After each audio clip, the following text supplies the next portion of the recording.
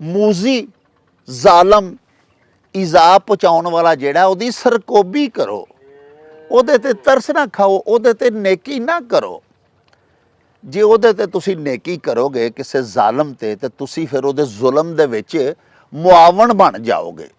ਭਈ ਅਸਲਾਂ ਉੱਤੇ ਨੇਕੀ ਕਰੀਏ ਤੇ ਨਸਲਾਂ ਨਹੀਂ ਭੁਲਾਉਂਦੇ, ਤੇ ਬਦ ਅਸਲਾਂ ਤੇ ਨੇਕੀ ਕਰੀਏ ਤੇ ਉਲਟਾ ਖਾਣ ਨੂੰ ਆਉਂਦੇ।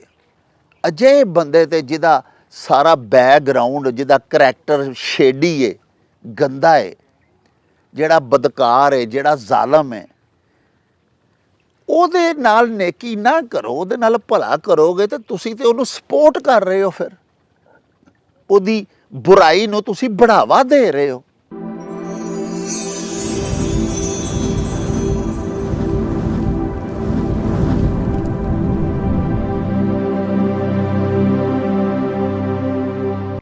ਬਿਸਮਿल्लाह रहमान रहीम।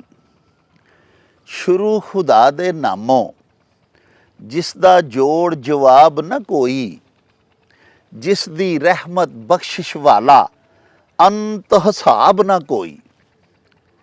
प्यारे वेखन वालिओ, पंजाबी माँ बोली दे वादे ते चढ़ावे ते रिवाइवल दे वास्ते शुरू किए जान वाले तुहाडे अपने यूट्यूब चैनल मेला टीवी दे उत्ते तानू दिल दियां डुंगियाइयां तो सत बिस्मिल्ला ते जी आयां नू आखने आ। प्यारिओ, साडी ये बेनती है भी साडे इस चैनल नू सबसक्राइब भी कर लवो, साडे विलॉग्स नू लाइक ते शेयर भी करया करो, ते प्यारिओ अपने कमेंट्स सानू ज़रूर भिजवाया करो, जेड़े कि साडे वास्ते बड़ी एनकरेजमेंट ते बड़ी हलाशेरी दा सबब होंदे ने। ते नाले असी ताडे तासुरात दे चानने अपनी गल बात नू मजीद शिंगारन ते सवारन दा आर ते जतन भी करते रहने आ। प्यारिओ, साडी पंजाबी माँ बोली दे विच सूझवान आखदे ने भी सियाणिਆਂ ਦੇ ਆਖੇ ਦਾ ਤੇ ਔਲਿਆਂ ਦੇ ਖਾਦੇ ਦਾ ਅਸਰ ਕੁਝ ਦੇਰ ਬਾਅਦ ਜਾ ਕੇ ਹੁੰਦਾ ਹੈ। ਯਾਨੀ ਫੌਰੀ ਨਤੀਜਾ ਖੇਜ਼ ਇਹ ਦੋਵੇਂ ਚੀਜ਼ਾਂ ਸਾਬਤ ਨਹੀਂ ਹੁੰਦੀਆਂ। ਸਿਆਣੇ ਜਦੋਂ ਕੋਈ ਮੱਤ ਦਿੰਦੇ ਨੇ ਸਾਡੇ ਵੱਡਕੇ, ਤੇ ਫਟਾਫਟ ਸਾਨੂੰ ਉਹਦੀ ਸਮਝ ਨਹੀਂ ਆਉਂਦੀ ਕਿ ਇਹ ਕੀ ਗੱਲ ਪੈ ਆਖਦੇ ਨੇ। ਹੱਤਾ ਕਿ ਹਯਾਤੀ ਗੁਜ਼ਾਰਦਿਆਂ ਸਾਡੇ ਨਾਲ ਉਹ ਐਕਸਪੀਰੀਅੰਸ ਹੋ ਜਾਂਦਾ ਹੈ ਜਿਹਦੀ ਬਾਬਤ ਸਾਡੇ ਵੱਡਿਆਂ ਸਾਨੂੰ ਸਮਝਾਇਆ ਹੁੰਦਾ ਹੈ, ਤੇ ਫੇਰ ਗੱਲ ਸਾਡੀ ਵੰਡ 'ਚ ਤੇ ਸਾਡੀ ਸਮਝ 'ਚ ਆਉਂਦੀ ਹੈ। ਇਸੇ ਤਰ੍ਹਾਂ ਆਮਲਾ ਇੱਕ ਬੜਾ ਹੀ ਜ਼ਬਰਦਸਤ ਅਦਵਿਆਤੀ ਤਾਸੀਰ ਦਾ ਹਾਮਲ ਫਲ ਹੈ, ਇੱਕ ਪੌਦੇ ਦਾ। ਆਮਲਿਆਂ ਦਾ ਅਚਾਰ ਵੀ ਪੈਂਦਾ ਹੈ, ਆਮਲਿਆਂ ਦਾ ਮੁਰੱਬਾ ਵੀ ਪਾ ਕੇ ਤੇ ਅਸੀਂ ਲੋਕ ਖਾਂਦੇ ਹਾਂ। ਪਿਆਰਿਓ, ਆਮਲੇ ਨੂੰ ਪੰਜਾਬੀ 'ਚ ਔਲੇ ਆਖਦੇ ਨੇ, ਤੇ ਇਹਦੇ ਖਾਣ ਦਾ ਵੀ ਇਨਸਾਨ ਦੇ ਜਿਸਮ ਦੇ ਉੱਤੇ ਬੜੇ ਜ਼ਬਰਦਸਤ ਅਸਰਾਤ ਹੁੰਦੇ ਨੇ, ਲੇਕਿਨ ਇਹਨੂੰ ਕੋਈ 2 4 6 ਮਹੀਨੇ ਖਾਣਾ ਪੈਂਦਾ ਹੈ। ਫਿਰ ਜਾ ਕੇ ਆਖਦੇ ਨੇ ਕਿ ਨਜ਼ਰ ਬਿਨਾਈ ਤੇਜ਼ ਹੋ ਜਾਂਦੀ ਹੈ, ਸਿਰ ਦੇ ਵਾਲ ਕਾਲੇ ਹੋਣੇ ਸ਼ੁਰੂ ਹੋ ਜਾਂਦੇ ਨੇ। ਯਾਨੀ ਆਮਲਿਆਂ ਦੇ ਖਾਣ ਦਾ ਤੇ ਸਿਆਣਿਆਂ ਦੇ ਫਰਮਾਨ ਦਾ ਫਟਾਫਟ ਕੋਈ ਨਤੀਜਾ ਨਹੀਂ ਨਿਕਲਦਾ, ਉਹਦਾ ਸਿੱਟਾ ਕੁਝ ਚਿਰ ਬਾਅਦ ਜਾ ਕੇ ਨਿਕਲਦਾ ਹੈ। ਮੈਂ ਇੱਕ ਛੋਟੀ ਜਿਹੀ ਮਿਸਾਲ ਤੁਹਾਨੂੰ ਦੇਣਾ। ਪਿਆਰਿਓ, ਹਕਾਇਤ ਸਾਦੀ ਦੇ ਵਿੱਚ ਇੱਕ ਹਕਾਇਤ ਹਜ਼ਰਤ ਸ਼ੇਖ ਸਾਦੀ ਸ਼ੀਰਾਜ਼ੀ ਲਿਖੀ ਸੀ। ਉਹ ਇਸ ਤਰ੍ਹਾਂ ਸੀ ਭਈ ਇੱਕ ਘਰ ਸੀ ਤੇ ਉਹਦੇ ਵਿੱਚ ਭੇੜਾਂ ਦਾ ਛੱਤਾ ਲੱਗਾ ਹੋਇਆ ਸੀ। ਉਰਦੂ ਵਿੱਚ ਭੇੜ ਆਖਦੇ ਨੇ, ਭੇੜ ਫਾਰਸੀ 'ਚ ਜ਼ੰਬੂਰ ਆਖਦੇ ਨੇ, ਤੇ ਪਿਆਰਿਓ ਸਾਡੀ ਮਾਂ ਬੋਲੀ ਪੰਜਾਬੀ 'ਚ ਅਸੀਂ ਭੂੰਡ ਆਖਦੇ ਹਾਂ। ਉਹ ਕਿਸੇ ਦਾ ਘਰ ਸੀ, ਉੱਥੇ ਅੱਜ ਕੱਲ੍ਹ ਦਾ ਹੀ ਮੌਸਮ ਸੀ, ਗਰਮੀਆਂ ਦੇ ਮੌਸਮ ਦੇ ਵਿੱਚ ਨਾ ਜੀ ਇਹ ਭੇੜਾਂ ਜਿਹੜੀਆਂ ਨੇ, ਭੂੰਡ ਜਿਹੜੇ ਨੇ, ਇਹ ਛੱਤੇ ਬਣਾਉਂਦੇ ਨੇ ਤੇ ਵਿੱਚ ਫਿਰ ਅੰਡੇ ਬੱਚੇ ਦਿੰਦੇ ਨੇ। ਉਹ ਕਿਸੇ ਦੇ ਘਰ ਵੱਡਾ ਸਾਰਾ ਇੱਕ ਛੱਤਾ ਲੱਗਾ ਹੋਇਆ ਸੀ ਭੂੰਡਾਂ ਦਾ, ਤੇ ਘਰ ਦੇ ਵਿੱਚ ਜਿਹੜੇ ਬਜ਼ੁਰਗ ਸਨ ਉਹਨਾਂ ਨੇ ਆਪਣੀ ਬਹੂ ਨੂੰ ਆਖਿਆ, ਸਹੁਰਾ ਸਾਹਿਬ ਨੇ, ਭਈ ਧੀਏ ਇਹ ਜਿਹੜਾ ਭੂੰਡਾਂ ਦਾ ਛੱਤਾ ਲੱਗਾ ਹੋਇਆ ਹੈ ਇਹਨੂੰ ਖ਼ਤਮ ਕਰ ਦੇਣਾ ਚਾਹੀਦਾ ਹੈ। ਮੈਨੂੰ ਕੋਈ ਸ਼ੈ ਫੜਾਓ, ਕੋਈ ਸੋਟੀ ਫੜਾਓ, ਕੋਈ ਮੈਂ ਕੱਪੜੇ ਦੀ ਟਾਕੀ ਬੰਨ੍ਹ ਕੇ ਤੇ ਉਹਨੂੰ ਅੱਗ ਲਾ ਕੇ ਤੇ ਇਹਨੂੰ ਸਾੜ ਕੇ ਖ਼ਤਮ ਕਰ ਦਿਆਂ।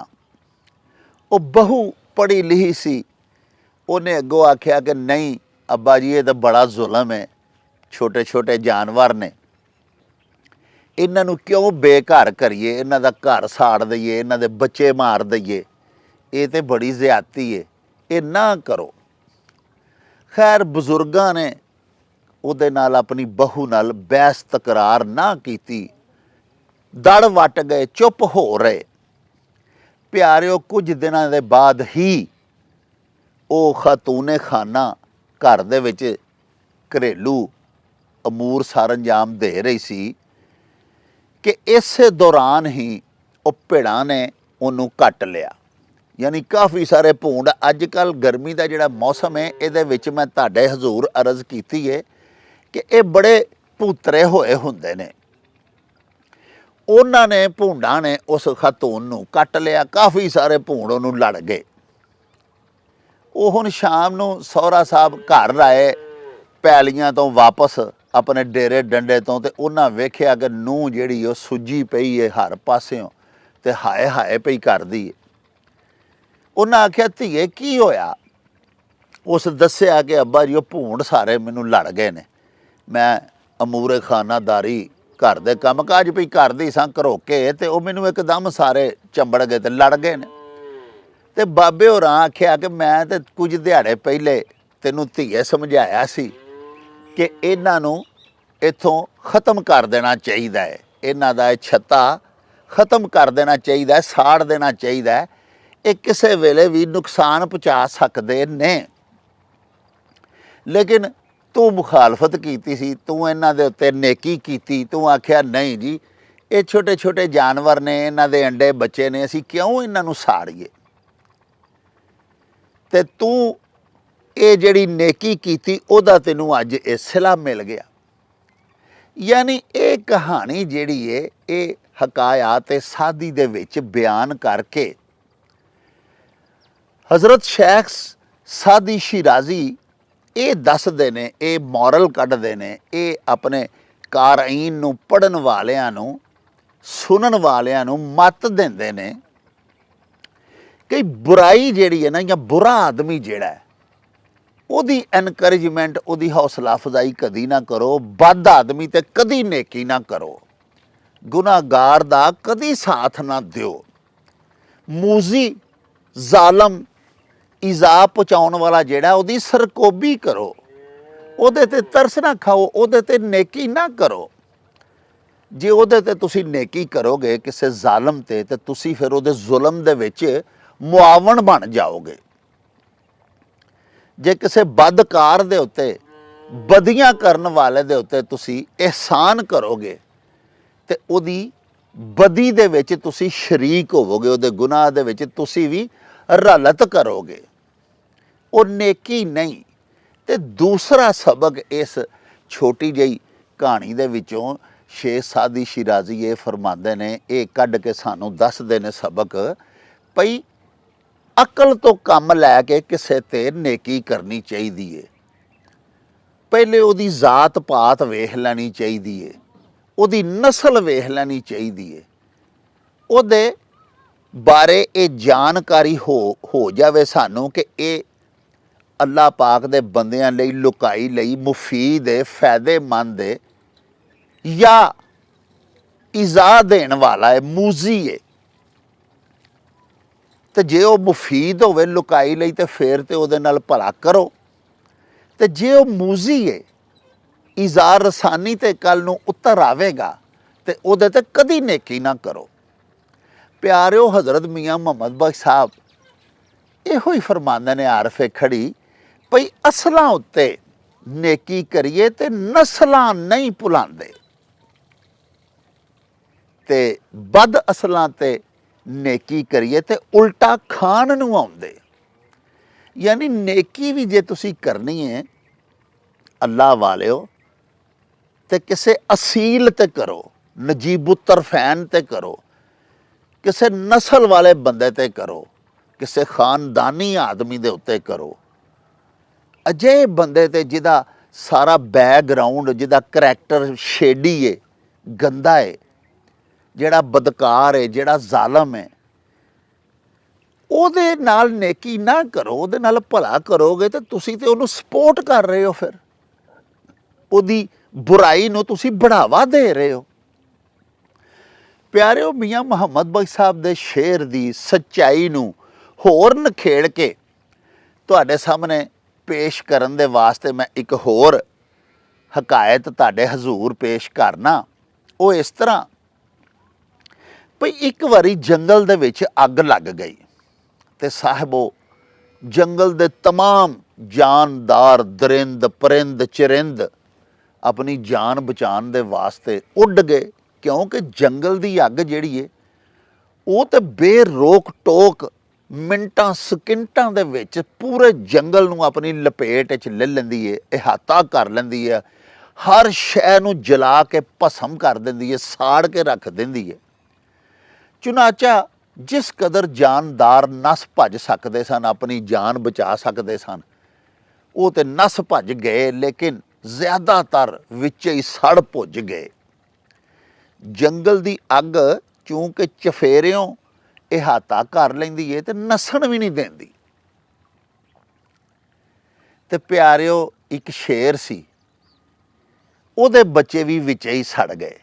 ਜੰਗਲ ਦੀ ਅੱਗ ਦੇ ਵਿੱਚ ਹੀ ਉਹਦੇ ਬੱਚੇ ਸੜ ਕੇ ਸੁਆਹ ਹੋ ਗਏ। ਸ਼ੇਰਨੀ ਵੀ ਆਪਣੇ ਬੱਚਿਆਂ ਨੂੰ ਬਚਾਉਂਦੀ ਵਿੱਚ ਹੀ ਜਲ ਗਈ, ਲੇਕਿਨ ਸ਼ੇਰ ਆਪਣੀ ਜਾਨ ਬਚਾ ਕੇ ਤੇ ਉਸ ਅੱਗ ਦੇ ਵਿੱਚੋਂ ਨਿਕਲ ਗਿਆ ਤੇ ਨਸ ਭੱਜ ਗਿਆ। ਇਸੇ ਤਰ੍ਹਾਂ ਪਿਆਰਿਓ, ਉਸੇ ਜੰਗਲ ਦੇ ਵਿੱਚ ਇੱਕ ਬੱਕਰੀ ਰਹਿੰਦੀ ਸੀ। ਉਸ ਬੱਕਰੀ ਦੇ ਵੀ ਬੱਚੇ ਸੜ ਭੁੱਜ ਗਏ। ਅੱਗ ਬੇਤਹਾਸ਼ਾ ਬੇਇੰਤਹਾ ਸੀ। ਬੱਕਰੀ ਆਪਣੀ ਜਾਨ ਬਚਾ ਕੇ ਤੇ ਜੰਗਲ ਦੇ ਵਿੱਚੋਂ ਨੱਸਣ ਦੀ ਕੋਸ਼ਿਸ਼ ਵੀ ਕਰਦੀ ਸੀ, ਰਾਹੇ ਫਰਾਰ ਇਖਤਿਆਰ ਕੀਤਾ ਹੋਇਆ ਸੀ ਉਸ ਬੱਕਰੀ। ਜਾਂਦਿਆਂ ਜਾਂਦਿਆਂ ਉਹਨੇ ਵੇਖਿਆ ਕਿ ਸ਼ੇਰ ਦਾ ਇੱਕ ਛੋਟਾ ਜਿਹਾ ਬੱਚਾ ਚਿল্ਲਾਉਂਦਾ ਪਿਆ ਏ, ਕੁਰਲਾਉਂਦਾ ਪਿਆ ਏ, ਆਲੇ ਦੁਆਲੇ ਅੱਗ ਲੱਗੀ ਏ ਔਰ ਬੇਤਹਾਸ਼ਾ ਸ਼ਿੱਦਤ ਅੱਗ ਦੀ, ਤੇ ਲੇਕਿਨ ਇੱਕ ਛੋਟਾ ਜਿਹਾ ਬੱਚਾ ਵਿੱਚ ਪਿਆ ਹੈ, ਅੱਗ ਤੋਂ ਬਚਿਆ ਹੋਇਆ, ਤੇ ਧੂਏਂ ਦੇ ਨਾਲ ਸਾਹ ਨਹੀਂ ਪਿਆ ਉਹਨੂੰ ਆਉਂਦਾ ਤੇ ਰੋਂਦਾ ਕੁਰਲਾਉਂਦਾ ਏ ਪਿਆ। ਪਿਆਰਿਓ, ਉਹ ਬੱਕਰੀ ਦੀ ਮਮਤਾ ਨੇ ਜੋਸ਼ ਮਾਰਿਆ। ਉਹਨੇ ਭੱਜ ਕੇ ਅਗਾਂਹ ਹੋ ਕੇ ਨਾ ਤੇ ਸ਼ੇਰ ਦੇ ਬੱਚੇ ਨੂੰ ਆਪਣੇ ਮੂੰਹ ਵਿੱਚ ਚੁੱਕ ਲਿਆ ਤੇ ਜੰਗਲ ਦੇ ਵਿੱਚੋਂ ਨੱਸ ਕੇ ਤੇਜ਼ ਅੱਗ ਦੇ ਵਿੱਚੋਂ ਬਾਹਰ ਨਿਕਲ ਆਈ। ਹੁਣ ਸਾਹਿਬੋ, ਉਹਦੇ ਆਪਣੇ ਬੱਚੇ ਤੇ ਸੜ ਭੁੱਜ ਗਏ ਹੋਏ ਸਨ। ਉਹਨੇ ਕੀ ਕੀਤਾ, ਉਹਨੇ ਸ਼ੇਰ ਦਾ ਉਹ ਜਿਹੜਾ ਬੱਚਾ ਜਿਹਨੂੰ ਉਹਨੇ ਬਚਾਇਆ ਸੀ, ਨਿੱਕਾ ਜਿਹਾ ਬੱਚਾ, ਉਸ ਬੱਚੇ ਨੂੰ ਹੀ ਉਹਨੇ ਅਪਣਾ ਲਿਆ, ਅਡਾਪਟ ਕਰ ਲਿਆ, ਆਪਣਾ ਪੁੱਤਰ ਬਣਾ ਲਿਆ। ਬੇਬਹਾ ਦੁੱਧ ਅੱਲਾ ਪਾਕ ਨੇ ਉਹਦੇ ਥਣਾਂ ਦੇ ਵਿੱਚ ਉਤਾਰਿਆ ਹੋਇਆ ਸੀ। ਉਹ ਸ਼ੇਰ ਦਾ ਜਿਹੜਾ ਬੱਚਾ ਸੀ, ਉਹ ਬੱਕਰੀ ਨੂੰ ਆਪਣੀ ਮਾਂ ਸਮਝ ਕੇ ਉਹਦਾ ਸਾਰਾ ਦੁੱਧ ਪੀ ਲੈਂਦਾ ਸੀ ਤੇ ਬੱਕਰੀ ਦੇ ਮਗਰ ਮਗਰ ਖੇਡਦਾ ਸੀ, ਬੱਕਰੀ ਦੇ ਨਾਲ ਨਾਲ ਟੁਰਦਾ ਸੀ। ਉਹਨੂੰ ਇਹ ਹੀ ਪਤਾ ਸੀ, ਨਿੱਕੇ ਜਿਹੇ ਨਿਮਾਣੇ ਸ਼ੇਰ ਨੂੰ, ਵੀ ਮੇਰੀ ਇਹੋ ਹੀ ਮਾਂ ਹੈ, ਤੇ ਬੱਕਰੀ ਵੀ ਉਹਨੂੰ ਹੀ ਆਪਣਾ ਪੁੱਤਰ ਸਮਝਦੀ ਸੀ। ਆਪਣੇ ਬੱਚੇ ਤੇ ਉਹਦੇ ਸੜ ਭੁੱਜ ਗਏ ਸਨ ਜੰਗਲ ਦੀ ਅੱਗ ਦੇ ਵਿੱਚ। ਤੇ ਪਿਆਰਿਓ, ਉਹ ਬੱਚਾ ਆਪਣੀ ਮਾਂ ਦੇ ਨਾਲ ਖੇਡਦਾ ਮੱਲਦਾ ਜਵਾਨ ਹੋ ਗਿਆ। ਆਪਣੀ ਮਾਂ ਦਾ ਉਹ ਦੁੱਧ ਪੀਂਦਾ ਸੀ, ਮਾਸ਼ਾਅੱਲਾ ਵਾਹਵਾ ਤਗੜਾ ਪਠੋਰਾ ਹੋ ਗਿਆ। ਇੱਕ ਵਾਰੀ ਬੱਕਰੀ ਧੁੱਪ ਦੇ ਵਿੱਚ ਲੇਟੀ ਸੀ, ਸਰਦੀਆਂ ਦਾ ਮੌਸਮ ਸੀ, ਪਹਾੜ ਦੇ ਉੱਤੇ ਬੜਾ ਗਰਾਸੀ ਮਾਹੌਲ ਸੀ, ਬੜਾ ਸੋਹਣਾ ਘਾਹ ਉੱਗਿਆ ਸੀ, ਤੇ ਰੱਜ ਕੇ ਬੱਕਰੀ ਉੱਥੇ ਧੁੱਪ ਸੇਕਣ ਵਾਸਤੇ ਉੱਥੇ ਲੇਟ ਗਈ ਤੇ ਉਹਦਾ ਪੁੱਤਰ ਛੋਟਾ ਜਿਹਾ ਸ਼ੇਰ ਜਿਹੜਾ ਸੀ ਵਾਹਵਾ ਹੁਣ ਪਠੋਰਾ ਹੋ ਗਿਆ ਹੋਇਆ ਸੀ, ਉਹ ਆਪਣੀ ਮਾਂ ਦੇ ਕੋਲ ਖੇਡਦਾ ਸੀ ਪਿਆ। ਉਸ ਛੋਟੇ ਜਿਹਾ ਸ਼ੇਰ ਜਿਹੜਾ ਸੀ ਬੱਚਾ, ਉਹਦਾ ਅਸਲੀ ਪਿਓ ਜਿਹੜਾ ਜੰਗਲ ਦੀ ਅੱਗ ਦੇ ਵਿੱਚੋਂ ਬਚ ਗਿਆ ਹੋਇਆ ਸੀ, ਉਸ ਵੇਖਿਆ ਕਿ ਇੱਕ ਬੱਕਰੀ ਹੈ ਤੇ ਧੁੱਪੇ ਆਰਾਮ ਕਰ ਰਹੀ ਹੈ ਤੇ ਉਹਦੇ ਕੋਲ ਇੱਕ ਸ਼ੇਰ ਦਾ ਬੱਚਾ ਬੜਾ ਹੀ ਸੋਹਣਾ ਖੇਡਦਾ ਪਿਆ। ਪਿਆਰਿਓ, ਉਹਨੇ ਨਾ ਸੁੰਘਿਆ। ਇਹ ਜਿਹੜੇ ਜਾਨਵਰ ਹੁੰਦੇ ਨੇ, ਅੱਲਾਹ ਪਾਕ ਸੱਚੇ ਸਾਹਿਬ ਦੇ ਕਰਮ ਦੇ ਨਾਲ ਇਹਨਾਂ ਦੀ ਸੁੰਘਣ ਦੀ ਹਿੱਸ ਜਿਹੜੀ ਹੈ ਉਹ ਬੜੀ ਤੇਜ਼ ਹੁੰਦੀ ਹੈ। ਇਹ ਸੁੰਘ ਕੇ ਬਹੁਤ ਸਾਰੀਆਂ ਚੀਜ਼ਾਂ ਬਾਰੇ ਜਾਣਕਾਰੀ ਹਾਸਲ ਕਰ ਲੈਂਦੇ ਨੇ। ਤੇ ਸਾਹਿਬੋ, ਜਦੋਂ ਉਸ ਸ਼ੇਰ ਨੇ ਸੁੰਘਿਆ, ਹਵਾ ਦੇ ਵਿੱਚੋਂ ਗੰਧ ਲਈ, ਤੇ ਉਹ ਪਿਆਰਿਓ ਉਹਨੂੰ ਪਤਾ ਲੱਗ ਗਿਆ ਕਿ ਇਹ ਜਿਹੜਾ ਸ਼ੇਰ ਹੈ ਇਹ ਤੇ ਮੇਰਾ ਬੱਚਾ ਹੈ। ਇਹ ਤੁਸੀਂ ਅਕਸਰ ਵੇਖਿਆ ਹੋਣਾ, ਅਸੀਂ ਜ਼ਿਮੀਦਾਰ ਲੋਕ ਹਾਂ, ਇੱਕ ਮੱਝ ਦੇ ਕੋਲ 5 ਕੱਟੀਆਂ ਛੱਡ ਦਈਏ ਨਾ, ਤੇ ਉਹ ਸੁੰਘ ਕੇ ਵਿੱਚੋਂ ਆਪਣਾ ਬੱਚਾ ਹੀ ਪਛਾਣਦੀ ਹੈ, ਉਹਨੂੰ ਦੁੱਧ ਪੀਣ ਦੀ ਇਜਾਜ਼ਤ ਦਿੰਦੀ ਹੈ। ਬਾਕੀ ਕਟੜੇ ਵਛੜੇ ਭਾਵੇਂ ਛੋਟੇ ਛੋਟੇ ਉਹਦੇ ਬੱਚਿਆਂ ਜਿੱਡੇ ਹੀ ਹੋਣ, ਉਹਨਾਂ ਨੂੰ ਮਾਰਦੀ ਹੈ, ਉਹਨਾਂ ਨੂੰ ਨੇੜੇ ਨਹੀਂ ਆਉਣ ਦਿੰਦੀ। ਯਾਨੀ ਇਹ ਗੰਧ ਲੈਂਦੇ ਨੇ, ਖੁਸ਼ਬੂ ਲੈਂਦੇ ਨੇ, ਸਮੈਲ ਕਰਦੇ ਨੇ, ਔਰ ਇਹਨਾਂ ਨੂੰ ਪਤਾ ਲੱਗ ਜਾਂਦਾ ਜਾਨਵਰਾਂ ਨੂੰ ਕਿ ਇਹ ਮੇਰਾ ਬੱਚਾ ਤੇ ਇਹ ਨਹੀਂ ਮੇਰਾ ਬੱਚਾ। ਉਹ ਸ਼ੇਰ ਜਿਸ ਵੇਲੇ ਇੰਝ ਕਰਕੇ ਹਵਾ ਦੇ ਵਿੱਚੋਂ, ਇੱਧਰ ਦੀ ਹਵਾ ਸੀ, ਸ਼ੇਰ ਵੱਲ ਨੂੰ ਹਵਾ ਆਉਂਦੀ ਸੀ ਪਈ, ਉਹਨੇ ਜਿਸ ਵੇਲੇ ਸੁੰਘਿਆ, ਉਹਨੂੰ ਪਤਾ ਲੱਗ ਗਿਆ ਇਹ ਤੇ ਮੇਰਾ ਪੁੱਤਰ ਹੈ, ਮੇਰਾ ਖੂਨ ਹੈ। ਉਹ ਸ਼ੇਰ ਨੇ ਸੋਚਿਆ ਕਿ ਹੋਵੇ ਨਾ ਤੇ ਇਸ ਬੱਕਰੀ ਨੇ ਨਾ ਮੇਰੇ ਬੱਚੇ ਨੂੰ ਬਚਾਇਆ ਸੀ। ਮੈਂ ਤੇ ਜੰਗਲ ਦੇ ਵਿੱਚ ਛੱਡ ਕੇ ਨੱਸ ਆਇਆ ਸਾਂ, ਅੱਗ ਦੀ ਬੜੀ ਸ਼ਿੱਦਤ ਸੀ, ਗਰਮੀ ਖਲੋਣ ਨਹੀਂ ਸੀ ਦਿੰਦੀ, ਹਿੱਦਤ ਤੋਂ ਡਰਦਾ, ਸੜਨ ਬਲਨ ਤੋਂ ਬਚਦਾ ਮੈਂ ਨੱਸ ਆਇਆ ਸਾਂ ਬੱਚੇ ਵਿੱਚ ਹੀ ਛੱਡ ਕੇ। ਤੇ ਇਹ ਮੇਰਾ ਬੱਚਾ ਇਸ ਬੱਕਰੀ ਲਾਜ਼ਮੀ ਲਿਆਂਦਾ, ਬਚਾਇਆ, ਤੇ ਇਹਨੇ ਹੀ ਪਾਲਿਆ, ਜਿਹੜਾ ਇਹਦੇ ਨਾਲ ਮਾਨੂਸ ਹੈ, ਇਹਦੇ ਨਾਲ ਹੀ ਪਿਆ ਖੇਡਦਾ। ਉਹ ਸ਼ੇਰ ਹੁਣ ਨਾ ਬੱਕਰੀ ਵੱਲ ਨੂੰ ਟੁਰ ਪਿਆ। ਜਦੋਂ ਉਹਨੂੰ ਪਤਾ ਲੱਗ ਗਿਆ ਕਿ ਇਹ ਤੇ ਮੇਰਾ ਪੁੱਤਰ ਹੈ, ਉਹ ਹੁਣ ਜ਼ਿਹਨ 'ਚ ਇਹ ਮਤਾ ਪਕਾ ਕੇ ਸ਼ੇਰ ਬੱਕਰੀ ਵੱਲ ਨੂੰ ਟੁਰ ਪਿਆ ਵੀ ਮੈਂ ਨੇੜੇ ਜਾ ਕੇ ਤੇ ਇਸ ਬੱਕਰੀ ਦਾ ਸ਼ੁਕਰੀਆ ਅਦਾ ਕਰਾਂ, ਇਹਦੇ ਪੈਰੀ ਪਵਾਂ ਕਿ ਇਸ ਤੇ ਮੇਰਾ ਪੁੱਤਰ ਬਚਾ ਲਿਆ। ਉਹ ਹੁਣ ਸ਼ੇਰ ਉਹਦੇ ਵੱਲ ਨੂੰ ਟੁਰਿਆ ਨਾ ਜਦੋਂ, ਤੇ ਉਹ ਵੇਖਿਆ ਬੱਕਰੀ ਨੇ ਕਿ ਸ਼ੇਰ, ਜੰਗਲ ਦਾ ਬਾਦਸ਼ਾਹ ਬੱਬਰ ਸ਼ੇਰ ਮੇਰੇ ਵੱਲ ਨੂੰ ਪਿਆ ਆਉਂਦਾ।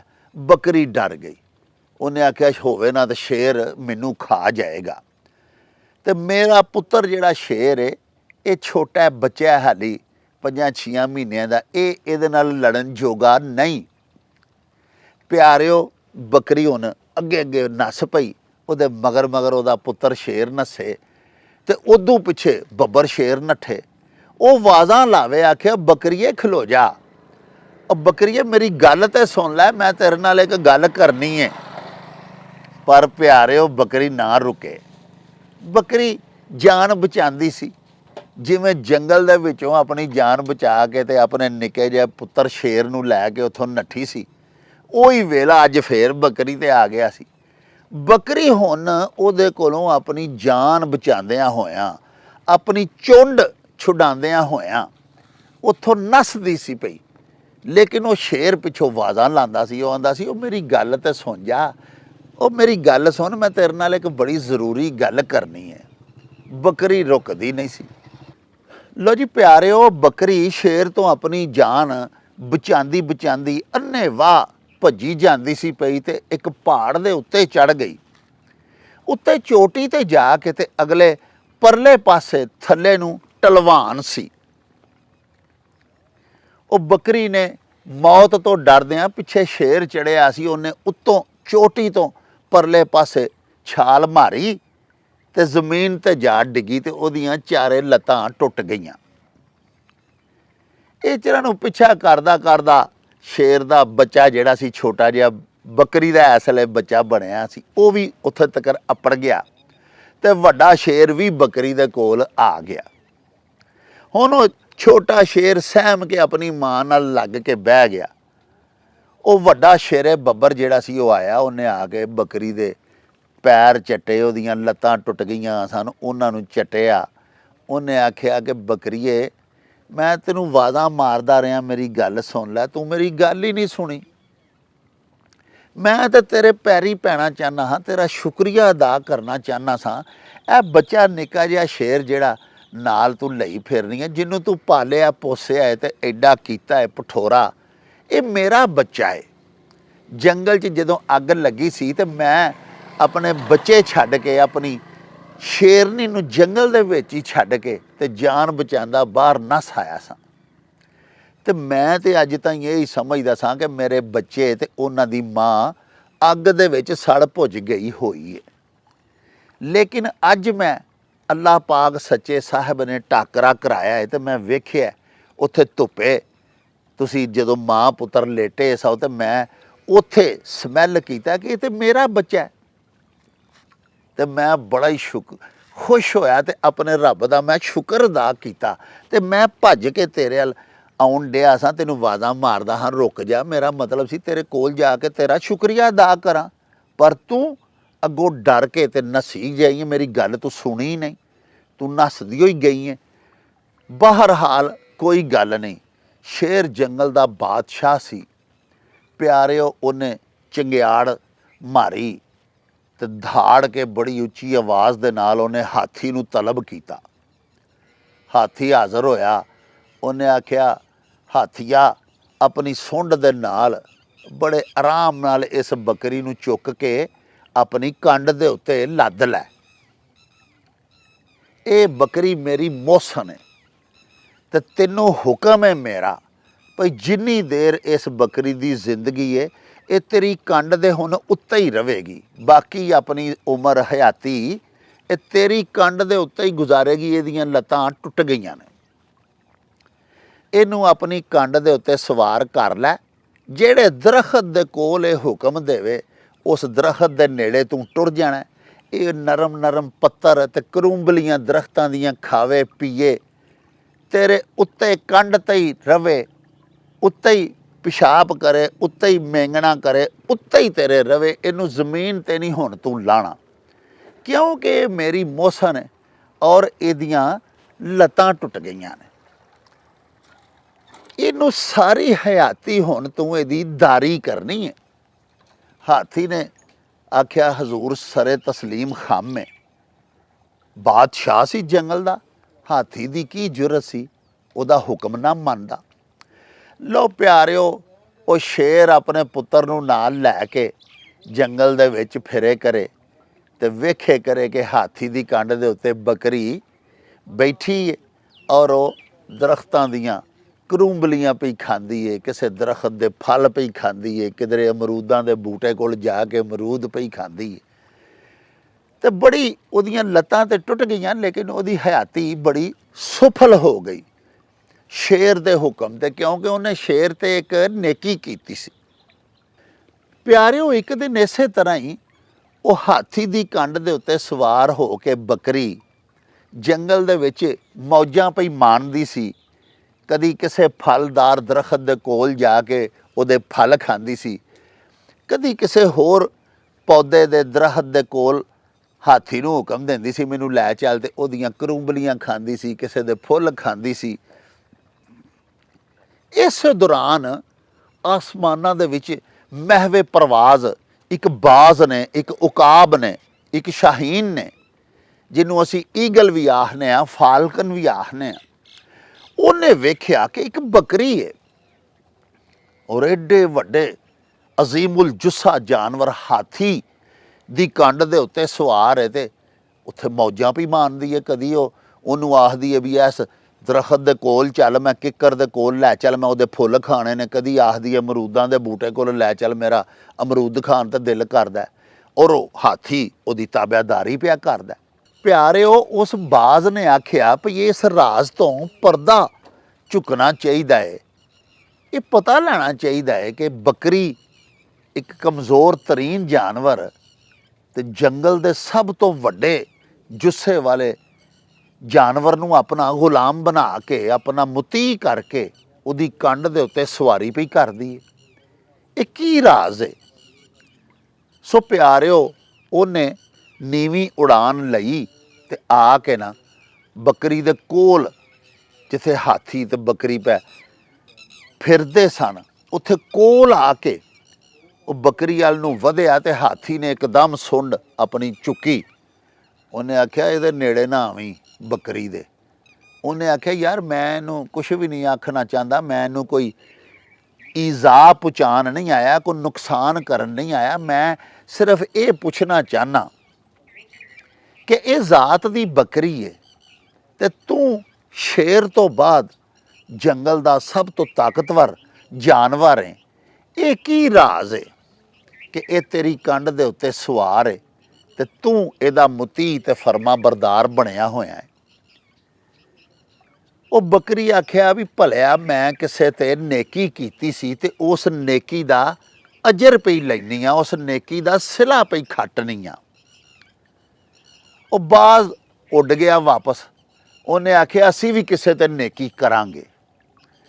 ਲੋ ਪਿਆਰਿਓ, ਇੱਕ ਦਿਨ ਕੀ ਹੋਇਆ ਕਿ ਇੱਕ ਪਿੰਡ ਦੇ ਵਿੱਚ ਵੇਖਿਆ ਬਾਜ਼ ਨੇ। ਬਾਜ਼ ਇੱਕ ਐਸਾ ਪਰਿੰਦਾ ਹੈ ਜਿਹਦੀ ਨਜ਼ਰ ਏਡੀ ਜ਼ਿਆਦਾ ਅੱਲਾਹ ਪਾਕ ਨੇ ਤੇਜ਼ ਬਣਾਈ ਹੁੰਦੀ ਹੈ ਕਿ ਉਹ ਕਈ ਮੀਲ ਉੱਤੇ ਅਸਮਾਨਾਂ ਦੇ ਵਿੱਚ ਪ੍ਰਵਾਜ਼ ਕਰਦਾ ਹੋਇਆ ਜ਼ਮੀਨ ਦੇ ਉੱਤੇ ਪਿਆ ਹੋਇਆ ਇੱਕ ਮੁਰਦਾ ਚੂਹਾ ਵੀ ਵੇਖ ਲੈਂਦਾ ਏ। ਉਹ ਬਾਜ਼ ਕੀ ਵੇਖਿਆ ਕਿ ਕੁਛ ਪਿੰਡ ਦੇ ਛੋਟੇ ਛੋਟੇ ਬੱਚੇ ਨੇ, ਮੁੰਡੇ ਨੇ, ਮੰਡੀਕਾ ਹੈ, ਤੇ ਉਹਨਾਂ ਨੇ ਨਾ ਇੱਕ ਚੂਹੇ ਨੂੰ ਰੱਸੀ ਬੰਨੀ ਹੈ ਤੇ ਉਹਨੂੰ ਖਿੱਚਦੇ ਧਰੂੰਦੇ ਫਿਰਦੇ ਨੇ, ਉਹਦੇ ਨਾਲ ਖੇਡਦੇ ਫਿਰਦੇ ਨੇ, ਤੇ ਉਹ ਚੂਹਾ ਬੜਾ ਪਰੇਸ਼ਾਨ ਹੈ। ਉਸ ਬਾਜ਼ ਆਖਿਆ ਕਿ ਇਹਦੇ ਤੇ ਨੇਕੀ ਕਰਨੀ ਚਾਹੀਦੀ ਹੈ, ਇਹਦੀ ਜਾਨ ਬਚਾਉਣੀ ਚਾਹੀਦੀ ਹੈ। ਉਹ ਆ ਕੇ ਨਾ ਥੱਲੇ ਜ਼ਮੀਨ ਦੇ ਉੱਤੇ ਐਨ ਉਸ ਜਗ੍ਹਾ ਦੇ ਉੱਤੇ ਜਿੱਥੇ ਉਹ ਚੂਹੇ ਨੂੰ ਰੱਸੀ ਪਾ ਕੇ ਬੱਚੇ ਖਿੱਚਦੇ ਧਰੂੰਦੇ ਪਏ ਸਨ, ਉਹ ਉੱਤੇ ਆ ਕੇ ਉਤਰ ਗਿਆ ਔਰ ਇੰਜ ਕਰਕੇ ਆਪਣੇ ਖੰਭ ਖਿਲਾਰ ਕੇ ਤੇ ਚੂਹੇ ਨੂੰ ਉਹਨੇ ਆਪਣੇ ਪਰਾਂ ਹੇਠ ਲੈ ਲਿਆ। ਉਹ ਬੱਚਿਆਂ ਜਦੋਂ ਵੇਖਿਆ ਕਿ ਬਾਜ਼ ਏਡੀ ਵੱਡੀ ਇੱਲ ਜਿੱਡਾ ਇੱਕ ਪਰਿੰਦਾ ਆਇਆ ਔਰ ਉਹ ਆ ਕੇ ਉੱਤੇ ਖਲੋ ਗਿਆ, ਤੇ ਬੱਚੇ ਡਰ ਕੇ ਸਹਿਮ ਕੇ, ਛੋਟੇ ਛੋਟੇ ਬੱਚੇ ਸਨ, ਨੱਸ ਭੱਜ ਗਏ ਪਰਾਂ। ਇਸ ਤਰ੍ਹਾਂ ਨੂੰ ਉਹ ਚੂਹੇ ਵੀ ਇਹ ਸਮਝਿਆ ਕਿ ਮੈਨੂੰ ਬਾਜ਼ ਖਾਣ ਵਾਸਤੇ ਆਇਆ ਹੈ, ਇਹ ਮੈਨੂੰ ਨਹੀਂ ਅੱਜ ਲੱਗਾ ਛੱਡਣ, ਮੈਨੂੰ ਖਾ ਜਾਏਗਾ। ਉਹ ਜਿੰਨੀ ਦੇਰ ਦੇ ਵਿੱਚ ਆਪਣੇ ਖੰਭਾਂ ਥੱਲੇ ਲੈ ਕੇ ਚੂਹੇ ਨੂੰ ਉਹਨੇ ਸੇਫਟੀ ਦਿੱਤੀ ਬਾਜ਼ ਨੇ, ਤੇ ਬਾਲਾਂ ਨੂੰ ਪਰਾਂ ਭਜਾਇਆ, ਓਨੀ ਚਿਰ ਦੇ ਵਿੱਚ ਚੂਹੇ ਨੇ ਆਪਣੇ ਤੇਜ਼ ਦੰਦਾਂ ਦੇ ਨਾਲ ਨਾ ਬਾਜ਼ ਦੇ ਪਰ ਥੱਲਿਓਂ ਕਤਰ ਛੱਡੇ ਤੇ ਫਟਾਫਟ ਉਹਦੇ ਪਰ ਕਤਰ ਕੇ ਤੇ ਵਿੱਚੋਂ ਰਾਹ ਬਣਾ ਕੇ ਤੇ ਨੱਸ ਗਿਆ, ਜਾਨ ਆਪਣੀ ਬਚਾ ਕੇ ਨੱਸ ਗਿਆ ਚੂਹਾ। ਹੁਣ ਪਿਆਰਿਓ, ਬਾਜ਼ ਨੇ ਉੱਡਣ ਦੀ ਕੋਸ਼ਿਸ਼ ਕੀਤੀ, ਉਹਦੇ ਕੋਲੋਂ ਉੱਡਿਆ ਨਾ ਗਿਆ, ਕਿਉਂਕਿ ਉਹਦਾ ਇੱਕ ਪਾਸੇ ਦੇ ਜਿਹੜੇ ਪਰ ਸਨ, ਬਲਕਿ ਸ਼ਾਹ ਪਰ ਵੀ ਸੀ ਸਾਰਾ, ਉਹ ਤੇ ਚੂਹਾ ਕਤਰ ਗਿਆ ਹੋਇਆ ਸੀ। ਉਹ ਹੁਣ ਕਿਸ ਤਰ੍ਹਾਂ ਉੱਡ ਸਕਦਾ ਸੀ? ਉਹ ਵਿਚਾਰਾ ਜਾ ਕੇ ਤੇ ਜੰਗਲਾਂ ਦੇ ਵਿੱਚ, ਕਮਾਦਾਂ ਦੇ ਵਿੱਚ, ਫਸਲਾਂ ਦੇ ਵਿੱਚ ਮਿੱਟੀ ਚੱਟਦਾ ਰਿਹਾ, ਉੱਥੇ ਹੀ ਕੋਈ ਛੋਟੇ ਮੋਟੇ ਜਾਨਵਰ ਖਾਂਦਾ ਰਿਹਾ। 2-3 ਮਹੀਨੇ 4 ਮਹੀਨੇ ਉੱਥੇ ਉਹਨੇ ਇਸੇ ਤਰ੍ਹਾਂ ਹੀ ਕੱਟੇ। ਫਿਰ ਉਹਦੇ ਨਵੇਂ ਪਰ ਨਿਕਲੇ ਔਰ ਫਿਰ ਉਹਨੇ ਉਡਾਨ ਭਰੀ ਤੇ ਉਹ ਸਿੱਧਾ ਉਸੇ ਹੀ ਜੰਗਲ ਦੇ ਵਿੱਚ ਗਿਆ ਤੇ ਜਾ ਕੇ ਉਸ ਬੱਕਰੀ ਨੂੰ ਆਖਣ ਲੱਗਾ, ਬੱਕਰੀਏ ਮੇਰੇ ਨਾਲ ਤਾਂ ਤੂੰ ਬਹੁਤ ਹੀ ਬੁਰਾ ਕੀਤਾ। ਉਸ ਆਖਿਆ ਕੀ ਭਲਿਆ ਮੈਂ ਤੇਰੇ ਨਾਲ ਬੁਰਾਈ ਕੀਤੀ? ਉਹਨੇ ਆਖਿਆ ਤੂੰ ਮੈਨੂੰ ਆਖਿਆ ਸੀ ਵੀ ਮੈਂ ਕਿਸੇ ਨਾਲ ਨੇਕੀ ਕੀਤੀ ਏ ਤੇ ਉਹਦਾ ਸਿਲਾ ਪਈ ਲੈਣੀ ਆ, ਤੇ ਹਾਥੀ ਦੀ ਕੰਡ ਦੇ ਉੱਤੇ ਬਹਿ ਕੇ ਤੇ ਮੌਜਾਂ ਪਈ ਕਰਨੀ ਆ, ਤੇ ਮੈਂ ਵੀ ਇੱਕ ਜਾਨਵਰ ਤੇ ਨੇਕੀ ਕੀਤੀ ਸੀ, ਤੇ ਮੈਂ ਤੇ 3-4 ਮਹੀਨੇ ਕਮਾਦਾਂ 'ਚ ਤੇ ਪੈਲੀਆਂ ਦੇ ਵਿੱਚ ਲੁੱਕ ਛੁਪ ਕੇ ਤੇ ਜਾਨ ਬਚਾਉਂਦਾ ਰਿਹਾ ਤੇ ਕੈਦ ਕੱਟ ਕੇ ਆਇਆ। ਉਹ ਬੱਕਰੀ ਨੇ ਅੱਗੋਂ ਹੱਸ ਕੇ ਆਖਿਆ, ਉਹਨੇ ਆਖਿਆ ਭਲਿਆ ਐਡਾ ਵੱਡਾ ਤੂੰ ਸ਼ਾਨ ਵਾਲਾ ਜਾਨਵਰ ਹੈ ਔਰ ਆਸਮਾਨਾਂ ਦਾ ਤੂੰ ਰਾਜਾ ਹੈ ਤੇ ਬਾਦਸ਼ਾਹ ਹੈ। ਜਿਵੇਂ ਜੰਗਲ ਦੇ ਜਾਨਵਰਾਂ ਦਾ ਬਾਦਸ਼ਾਹ ਸ਼ੇਰ ਹੈ, ਇਸੇ ਤਰ੍ਹਾਂ ਪਰਿੰਦਿਆਂ ਦਾ ਬਾਦਸ਼ਾਹ ਤੇ ਤੂੰ ਹੈ। ਤੇ ਤੈਨੂੰ ਇੰਨੀ ਅਕਲ ਵੀ ਨਾ ਆਈ ਕਿ ਨੇਕੀ ਕਰਨ ਲੱਗਿਆ ਤੂੰ ਇਹ ਵੀ ਨਹੀਂ ਵੇਖਿਆ ਵੀ ਮੈਂ ਨੇਕੀ ਕਰਨ ਕਿਹਦੇ ਤੇ ਲੱਗਾ। ਨੇਕੀ ਕਰਨ ਲੱਗਿਆਂ ਵੀ ਅਕਲ ਤੋਂ ਕੰਮ ਲੈਣਾ ਚਾਹੀਦਾ ਹੈ ਤੇ ਜਿਹਦੇ ਤੇ ਨੇਕੀ ਕਰੀਏ ਉਹਦਾ ਹਸਬ ਨਸਬ ਵੇਖਣਾ ਚਾਹੀਦਾ ਹੈ। ਇਸੇ ਗੱਲ ਨੂੰ ਤੇ ਹਜ਼ਰਤ ਮੀਆਂ ਮੁਹੰਮਦ ਬਖਸ਼ ਸਾਹਿਬ ਪਾ ਫਰਮਾਉਂਦੇ ਨੇ ਕਿ ਅਸਲਾਂ ਉੱਤੇ ਨੇਕੀ ਕਰੀਏ ਤੇ ਨਸਲਾਂ ਨਹੀਂ ਭੁਲਾਉਂਦੇ। ਵੀ ਕਈ ਨਸਲਾਂ ਤੀਕਰ, ਕਈ ਪੀੜ੍ਹੀਆਂ ਤੀਕਰ ਯਾਦ ਰੱਖਦੇ ਨੇ ਵੀ ਫਲਾਣੇ ਸਾਡੇ ਪੜਦਾਦੇ ਤੇ ਨੇਕੀ ਕੀਤੀ ਸੀ। ਤੇ ਜੇ ਬਦ ਅਸਲਾਂ ਤੇ ਨੇਕੀ ਕਰੀਏ ਤੇ ਉਲਟਾ ਖਾਣ ਨੂੰ ਆਉਂਦੇ। तबीयत से फरो माया की शेरे तर नहीं होता, जो आबे चाह का कतरा है वो गौहर नहीं होता। ਸਮੁੰਦਰਾਂ ਦੇ ਪਾਣੀਆਂ ਦੇ ਕਤਰੇ ਜਿਹੜੇ ਨੇ ਉਹਨਾਂ ਦੇ ਮੋਤੀ ਬਣਦੇ ਨੇ। ਕਦੀ ਖੂਹਾਂ ਦੇ ਪਾਣੀਆਂ ਦੇ ਕਤਰਿਆਂ ਦੇ ਵਿੱਚੋਂ ਮੋਤੀ ਨਹੀਂ ਪੈਦਾ ਹੋਏ। ਤੇ ਬੱਕਰੀ ਉਸ ਬਾਤ ਨੂੰ ਸਮਝਾਇਆ ਵੀ ਨੇਕੀ ਕਰਨ ਲੱਗਿਆਂ ਵੀ ਬਦ ਤੇ ਨੇਕੀ ਨਹੀਂ ਕਰਨੀ ਚਾਹੀਦੀ। ਜਿਹੜਾ ਗੁਨਾਹਗਾਰ ਹੈ, ਜਿਹੜਾ ਜ਼ਾਲਮ ਹੈ, ਜਿਹਦੀ ਫਿਤਰਤ ਕੱਜ ਹੈ, ਜਿਹਦੀ ਫਿਤਰਤ ਦੇ ਵਿੱਚ ਹੀ ਡਸਣਾ ਹੈ, ਮੂਜ਼ੀਪਨ ਹੈ, ਇਜ਼ਾ ਰਸਾਨੀ ਹੈ, ਉਹਦੇ ਤੇ ਨੇਕੀ ਤੂੰ ਕਿਉਂ ਕੀਤੀ? ਅਸਾਂ ਸ਼ੇਰ ਤੇ ਨੇਕੀ ਕੀਤੀ ਸੀ, ਜੰਗਲ ਦਾ ਬਾਦਸ਼ਾਹ ਸੀ, ਅਸੀਂ ਮੌਜਾਂ ਪੈ ਮਾਰਨੇ ਆ। ਤੂੰ ਜੰਗਲ ਦੀ ਸਭ ਤੋਂ ਘਟੀਆ ਚੀਜ਼ ਦੇ ਉੱਤੇ ਨੇਕੀ ਕੀਤੀ ਹੈ ਤੇ ਤੇਰੇ ਨਾਲ ਫਿਰ ਇੰਝ ਹੀ ਹੋਣਾ ਸੀ। ਸੋ ਪਿਆਰਿਓ, ਅਰਜ਼ ਮੈਂ ਇਹ ਕਰਨਾ ਚਾਹੁੰਦਾ ਸਾਂ ਕਿ ਮੀਆਂ ਮੁਹੰਮਦ ਬਖਸ਼ ਸਾਹਿਬ ਵੀ ਇਹ ਫਰਮਾਉਂਦੇ ਨੇ ਤੇ ਹਕਾਇਆ ਤੇ ਸਾਦੀ ਦੇ ਵਿੱਚੋਂ ਜਿਹੜੀ ਹਕਾਇਤ ਮੈਂ ਤੁਹਾਨੂੰ ਸੁਣਾਈ ਹੈ ਉਹ ਭੂੰਡਾਂ ਦੇ ਛੱਤੇ ਵਾਲੀ ਵੀ, ਇਹ ਦੋਵੇਂ ਹਕਾਇਤ ਇਹ ਹੀ ਸਾਬਤ ਕਰਦੀਆਂ ਨੇ। ਮੀਆਂ ਸਾਹਿਬ ਦੇ ਸ਼ੇਰ ਵਿੱਚ ਵੀ ਸਾਨੂੰ ਇਹ ਹੀ ਮੱਤ ਦਿੱਤੀ ਗਈ ਹੋਈ ਹੈ ਕਿ ਅਸੀਂ ਕੋਈ ਨੇਕੀ ਵੀ ਕਰੀਏ ਤੇ ਕਿਸੇ ਅੱਛੇ ਕਿਰਦਾਰ ਵਾਲੇ ਤੇ ਕਰੀਏ। ਅਸੀਂ ਕਿਸੇ ਬਦਕਾਰ ਤੇ, ਅਸੀਂ ਕਿਸੇ ਗੁਨਾਹਗਾਰ ਤੇ, ਕਿਸੇ ਜ਼ਾਲਮ ਤੇ, ਕਿਸੇ ਮੂਜ਼ੀ ਤੇ ਹਰਗਿਜ਼ ਨੇਕੀ ਨਾ ਕਰੀਏ। ਅਗਰ ਕਰਾਂਗੇ ਤੇ ਅਸੀਂ ਤੇ ਫਿਰ ਉਹਦੀ ਇਜ਼ਾਰ ਰਸਾਨੀ ਦੇ ਵਿੱਚ, ਉਹਦੇ ਜ਼ੁਲਮ ਦੇ ਵਿੱਚ, ਉਹਦੇ ਗੁਨਾਹ ਦੇ ਵਿੱਚ, ਉਹਦੀ ਬਦੀ ਦੇ ਵਿੱਚ ਸ਼ਾਮਲ ਹੋ ਜਾਵਾਂਗੇ, ਭਾਈਵਾਲ ਹੋ ਜਾਵਾਂਗੇ, ਹਿੱਸੇਦਾਰ ਹੋ ਜਾਵਾਂਗੇ, ਉਹਦੇ ਮੁਆਵਨ ਬਣ ਜਾਵਾਂਗੇ। ਜਦੋਂ ਕਿ ਅੱਲਾਹ ਪਾਕ ਸੱਚੇ ਸਾਈਂ ਦਾ ਇਹ ਹੁਕਮ ਨਹੀਂ। ਹਮੇਸ਼ਾ ਨੇਕੀ ਕਰਨੀ ਹੈ, ਮਜ਼ਲੂਮ ਤੇ ਕਰੋ, ਮਾਸੂਮ ਤੇ ਕਰੋ। ਪਿਆਰਿਓ, ਨੇਕੀ ਕਿਸੇ ਨਸਲੀ ਬੰਦੇ ਤੇ ਕਰੋ, ਕਿਸੇ ਅਸੀਲ ਤੇ ਕਰੋ, ਕਿਸੇ ਨਜੀਬ ਤਰਫੈਨ ਤੇ ਕਰੋ, ਕਿਸੇ ਬਲੂ ਬਲੱਡ ਤੇ ਕਰੋ, ਤਾਂ ਕਿ ਤੁਹਾਡੀ ਨੇਕੀ ਉਹ ਯਾਦ ਵੀ ਰੱਖੇ ਔਰ ਤੁਹਾਡੀ ਨੇਕੀ ਫਰੂਟਫੁਲ ਸਾਬਤ ਹੋਵੇ, ਪੂਰੀ ਦੁਨੀਆ ਦੇ ਵਿੱਚ ਤੁਹਾਡੀ ਨੇਕ ਨਾਮੀ ਦਾ ਸਬਬ ਬਣ ਜਾਏ। ਸਾਹਿਬੋ, ਇਹਦੇ ਨਾਲ ਹੀ ਹੁਣ ਸਾਨੂੰ ਦਿਓ ਇਜਾਜ਼ਤ। ਹਲਾ ਵੀ ਯਾਰ ਹਵਾਲੇ ਰੱਬ ਦੇ ਤੇ ਮੇਲੇ 4 ਦਿਨਾਂ ਦੇ। ਉਸ ਦਿਨ ਈਦ ਮੁਬਾਰਕ ਹੋਸੀ, ਜਿਸ ਦਿਨ ਫੇਰ ਮਿਲਾਂਗੇ। ਰੱਬ ਰਾਖਾ, ਅੱਲਾ ਬੇਲੀ। ਓ ਚੱਲ ਮੇਲੇ ਨੂੰ ਚਲੀ,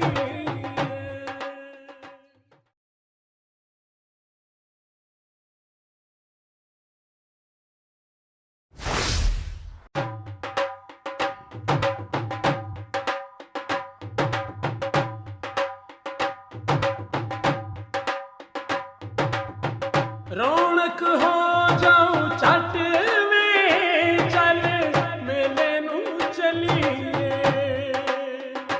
ਓ ਰੌਣਕ ਹੋ ਜਾਊ ਛੱਟ ਵੇ, ਚੱਲ ਮੇਲੇ ਨੂੰ ਚਲੀਏ। ਮੱਲਾ ਕੱਢ ਕੁੜਦੇ ਦੇ ਵੱਟ ਵੇ, ਚੱਲ ਮੇਲੇ ਨੂੰ ਚਲੀਏ। ਹਾਏ ਚੱਲ ਮੇਲੇ ਨੂੰ ਚਲੀਏ, ਓ ਚੱਲ